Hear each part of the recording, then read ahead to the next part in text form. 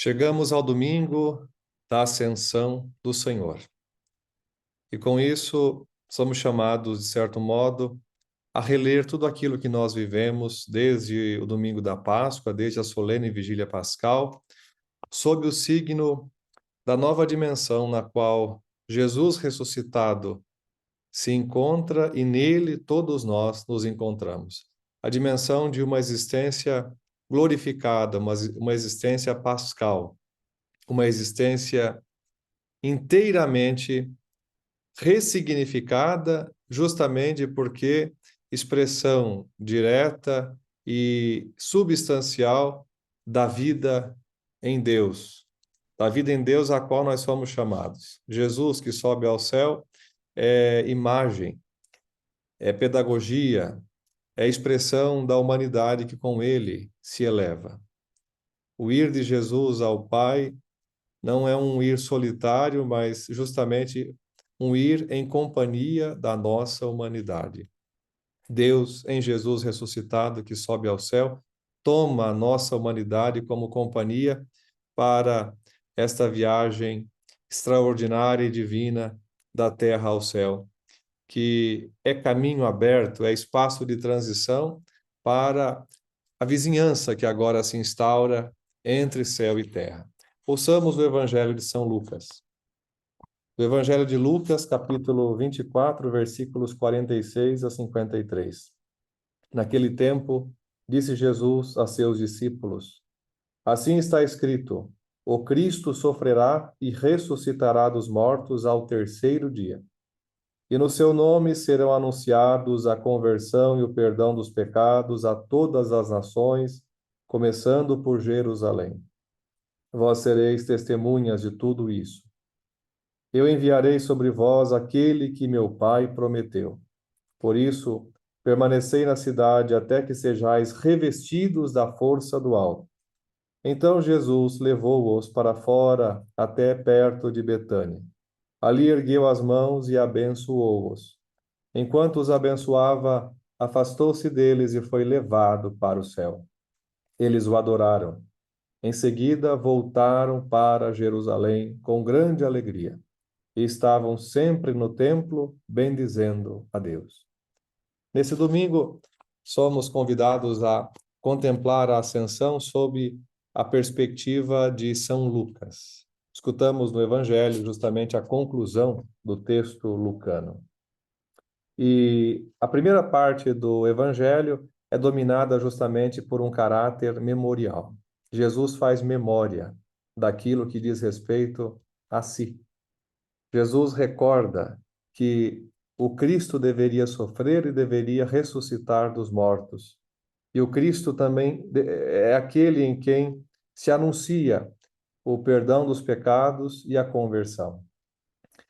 A memória é ressaltada justamente para que não caiamos no erro de pensar que a ascensão de Jesus ao céu é o desligamento da sua relação com o mundo.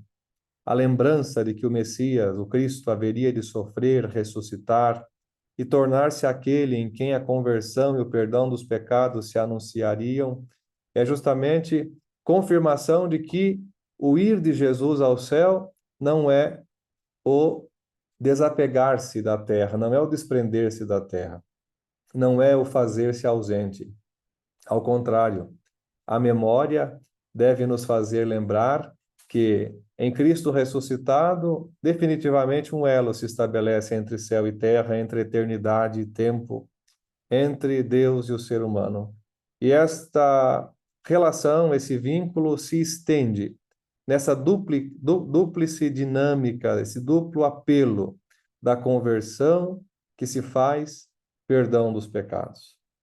A memória é um espaço curativo. Por isso, Jesus, que sobe ao céu glorioso, aclamado pelos anjos, como nós cantamos no Salmo, faz questão de recordar que esse que glorificado está é aquele que morreu, aquele que sofreu, aquele que estendeu os braços dando-se a crucificar. Que nós também possamos, cada dia, perceber essa dimensão propriamente curativa da memória em nossa existência, na qual, recordando o que somos, recordando aquilo que devemos ser, entregando-nos propriamente à vontade de Deus, que nós possamos também reler a nossa história à luz da fé, numa chave de ascensão, de desprender-se das coisas baixas, rumo às coisas altas, que são, por excelência, a condição existencial fundamental de todo batizado. Depois o Evangelho diz: vós sereis testemunhas de tudo isso. O final do Evangelho de Lucas é já um link com o começo dos Atos dos Apóstolos, e a primeira leitura desse domingo é justamente a narrativa que, no capítulo 1 dos Atos dos Apóstolos, Lucas apresenta da ascensão, numa espécie de duplicata. Percebam que o cristão é definido como testemunha, ou seja, é mártir.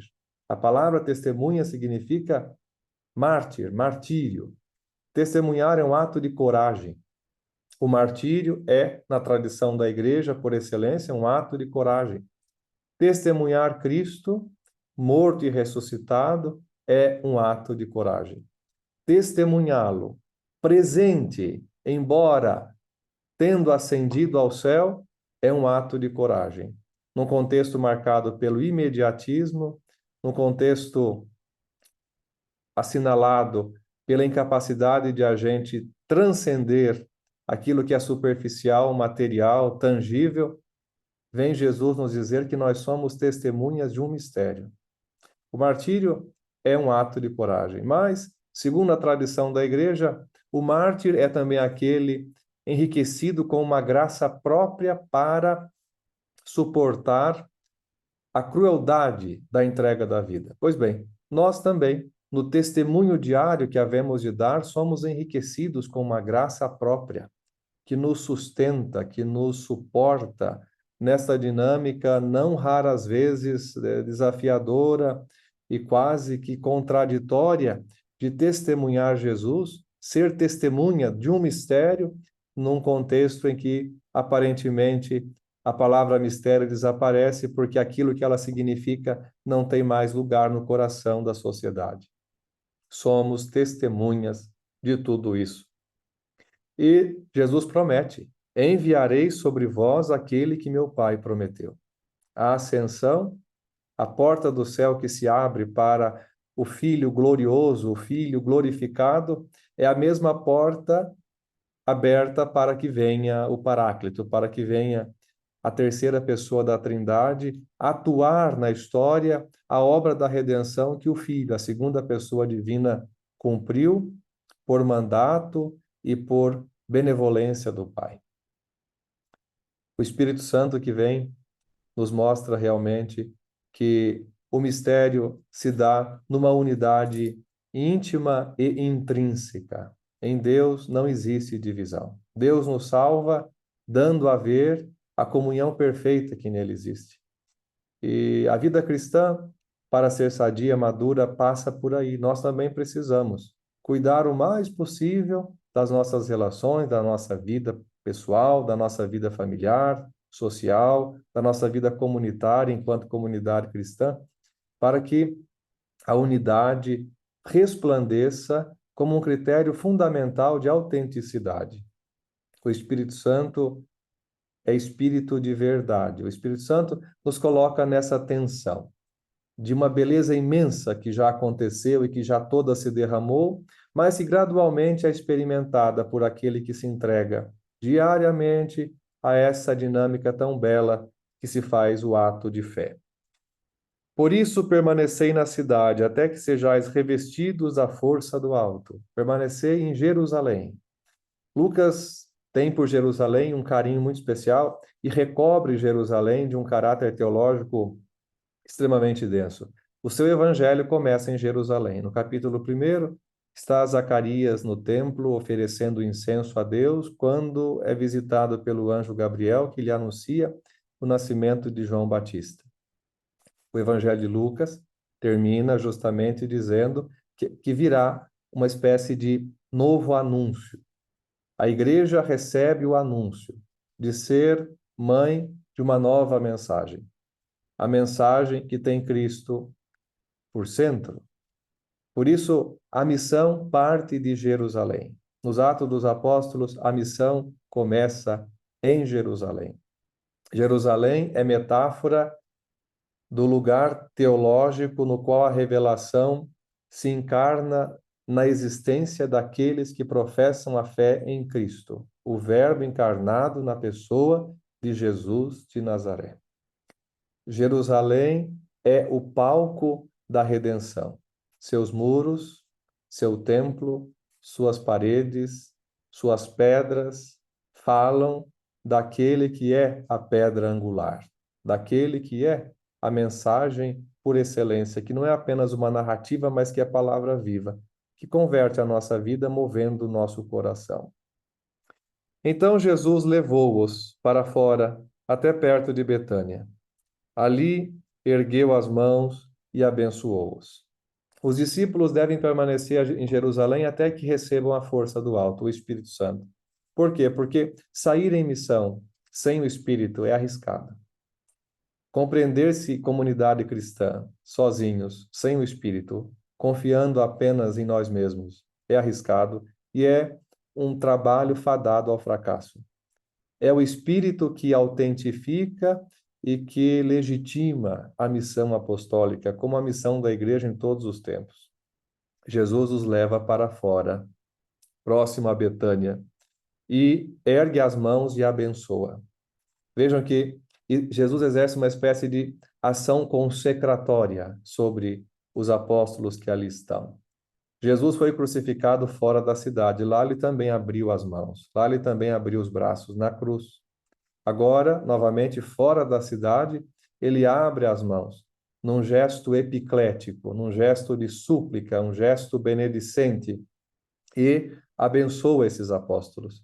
Percebam que o elo entre a missão eclesial na terra e Deus em seu mistério que habitam o céu é justamente a bênção. E a bênção é um quesito, um tema caríssimo à Bíblia desde o Antigo Testamento. A promessa de Deus a Abraão, dentre as cláusulas que a constituíam, consta a bênção. Bênção, terra e posteridade. A bênção é promessa cumprida. A esse novo povo que nasce na Páscoa de Cristo. E o Evangelho prossegue dizendo que enquanto Jesus os abençoava, afastou-se deles e foi levado para o céu.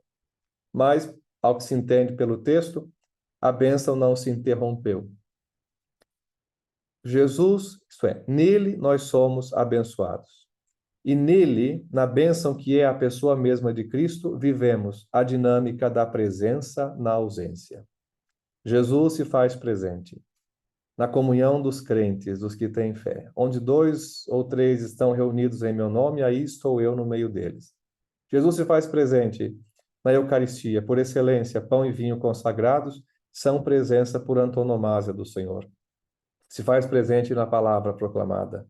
Se faz presente nos sinais dos tempos que nos chamam e apelam para uma conversão diária. E esta presença tem como veículo, tem como vetor a bênção. A bênção é espaço de trânsito. A bênção é presença daquele que abençoa. A ascensão, então, não é, de fato, um afastamento, mas é um modo íntimo de presença que se atua e se prolonga na história. Eles o adoraram. Em seguida, voltaram para Jerusalém com grande alegria e estavam sempre no templo bendizendo a Deus. A resposta dos apóstolos e discípulos ao gesto benedicente de Jesus é a adoração. A adoração que traduz a vida cristã, a adoração que perfaz o reconhecimento, a adoração que testifica e, ao mesmo tempo, define um tipo de relação com Deus.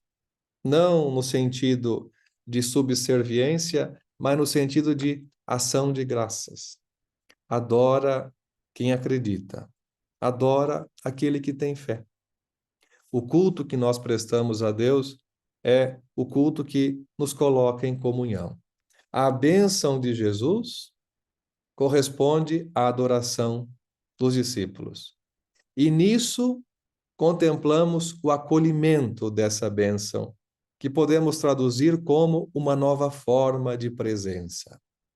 Que nós também, nesse domingo da Ascensão, possamos dar esse passo, acolher Jesus, nessa nova forma de presença que a sua ascensão nos comunica.